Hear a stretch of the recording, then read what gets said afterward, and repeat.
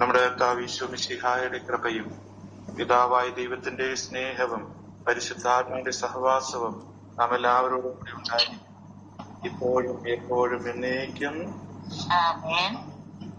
യോഹന്നാന്റെ സുവിശേഷം 1-ാം അധ്യായം 33 മുതൽ 35 വരെയുള്ള വചനം വായിക്കാം. യോഹന്നാൻ 1:33 മുതൽ 35 വരെ. ഞാൻ അവനെ അറിഞ്ഞിരുന്നില്ല, എന്നാൽ ജലം കൊണ്ട് സ്നാനം നൽകാൻ എന്നെ അയച്ചവൻ എന്നോട് പറഞ്ഞിരുന്നു, ആത്മാവ് ഇറങ്ങി വന്ന് ആരുടെ മേൽ ആവസിക്കുന്നത് നീ കാണുന്നുവോ, അവനാണ് പരിശുദ്ധാത്മാവ് കൊണ്ട് സ്നാനം നൽകുന്നവൻ. ഞാൻ ഇത് കാണുകയും ഇവൻ ദൈവപുത്രനാണ് എന്ന് സാക്ഷ്യപ്പെടുത്തുകയും ചെയ്തിരിക്കുന്നു. ഇവിടെ ആദ്യം നമ്മൾ കാണുന്നത് ജലം കൊണ്ടുള്ള സ്നാനം എന്ന് പറയുന്നത് അത് അനുതാപത്തെയാണ് സൂചിപ്പിക്കുന്നത്. എന്നും നമുക്ക് അനുതാപം ഉണ്ടാകും.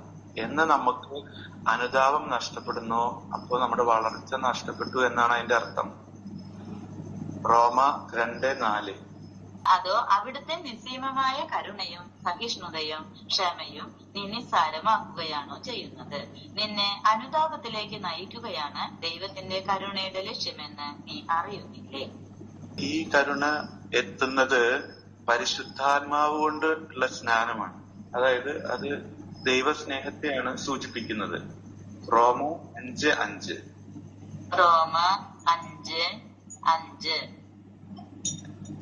പ്രത്യാശ നമ്മെ നിരാശരാക്കുന്നില്ല, കാരണം നമുക്ക് നൽകപ്പെട്ടിരിക്കുന്ന പരിശുദ്ധാത്മാവിലൂടെ ദൈവത്തിന്റെ സ്നേഹം നമ്മുടെ ഹൃദയങ്ങളിലേക്ക് ചൊരിയപ്പെട്ടിരിക്കുന്നു. ആദ്യം അനുതാപം ഉണ്ടാകുന്നു. ആ അനുതാപത്തിൽ നിന്ന് ദൈവസ്നേഹം നമുക്ക് ലഭിക്കുന്നു.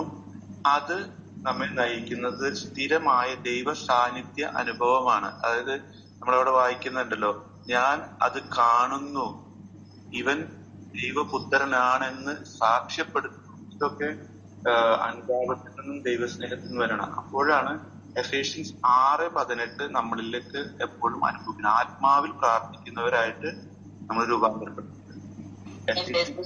എഫേഷ്യൻസ് 6:18. നിങ്ങൾ അപേക്ഷകളോടും യാചനകളോടും കൂടെ എല്ലാ സമയവും ആത്മാവിൽ പ്രാർത്ഥന നിരതരായിരിക്കുവിൻ, അവിശ്രാന്തം ഉണർന്നിരുന്ന് എല്ലാ വിശുദ്ധർക്കും വേണ്ടി പ്രാർത്ഥിക്കുവിൻ. അനുതാപം, ദൈവസ്നേഹം, ദൈവ സാന്നിധ്യം നമ്മളെ സാക്ഷികളായിട്ട് മാറ്റുന്നു, അല്ലെങ്കിൽ സാക്ഷ്യപ്പെടുത്തുന്നത് ദൈവപുത്രൻ എന്നാണ്. ഞാൻ അത് കാണുകയും ഇവൻ ദൈവപുത്രൻ എന്ന് സാക്ഷ്യപ്പെടുത്തുകയും ചെയ്തിരിക്കുന്നു. ഇത് എല്ലാവരും ചെയ്യുന്നൊരു കാര്യമാണ്. നമുക്ക് അപ്പസ്തോല നടപടി 9:20 വായിക്കാം. പൗലോസ്ലിയ പറഞ്ഞിട്ടുള്ള കാര്യം. അപ്പസ്തോല പ്രവർത്തനം 9:20. അധികം താമസിയാതെ യേശു ദൈവപുത്രനാണെന്ന് അവൻ സിനഗോഗുകളിൽ പ്രഘോഷിക്കാൻ തുടങ്ങി. ഇത് തന്നെയാണ് പത്രോസ്ലിഹ ചെയ്തിട്ടുള്ളത്. മത്തായി 16:16. മത്തായി 16:16. ശിമയോൻ പത്രോസ് പറഞ്ഞു, നീ ജീവനുള്ള ദൈവത്തിന്റെ പുത്രനായ ക്രിസ്തുവാണ്. ഇത് തന്നെയാണ് എല്ലാ അപ്പോസ്തലന്മാരും പറഞ്ഞേക്കുന്നത്. യോഹന്നാൻ 6:69. യോഹന്നാൻ 6:69. യോഹന്നാൻ 6:69. നീയാണ് ദൈവത്തിന്റെ പരിശുദ്ധൻ എന്ന് ഞങ്ങൾ വിശ്വസിക്കുകയും അറിയുകയും ചെയ്തിരിക്കുന്നു. 1 യോഹന്നാൻ 5:20.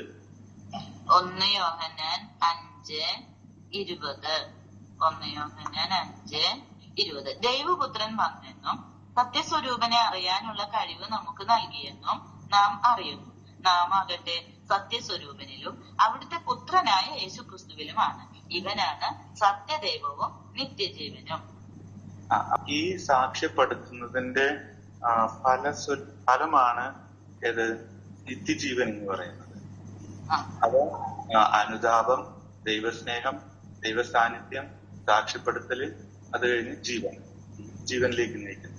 യോഹന്നാന്റെ സുവിശേഷം 20-ാം അധ്യായം 31-ാം വചനം.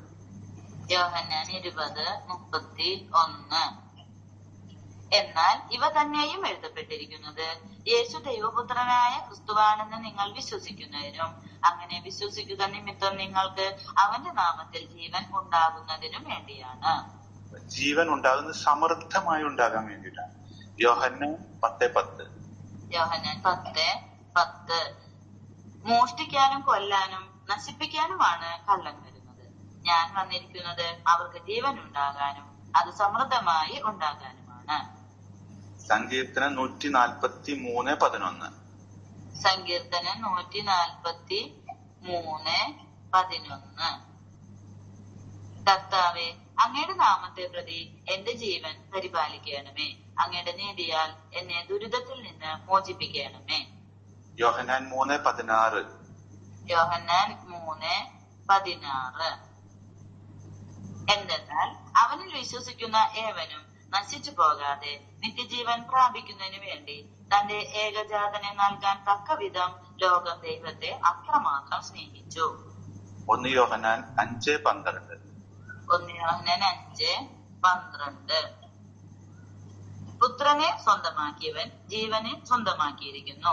ദൈവപുത്രനെ സ്വന്തമാക്കാത്തവന് ജീവൻ ഇല്ല. ഇങ്ങനെയാണ് നമ്മള് ജീവൻ പ്രാപിക്കുന്നത്. പിന്നെ ഈ ഒരു വചനം, നീ ജീവനുള്ള ദൈവത്തിന്റെ പുത്രൻ എന്ന് നമ്മൾ ആവർത്തിച്ച് നമ്മൾ എവിടെയായിരിക്കുന്നു അവിടെ ഇങ്ങനെ പറഞ്ഞു നടക്കുകയാണെങ്കിൽ അവിടെയുള്ള ഏത് തരത്തിലുള്ള രൂപിയും പൂർണ്ണമായിട്ട് വിട്ടുപോകുമെന്നാണ് വിശുദ്ധര് നമ്മളെ പ്രൈസ് ദി ലോർഡ്.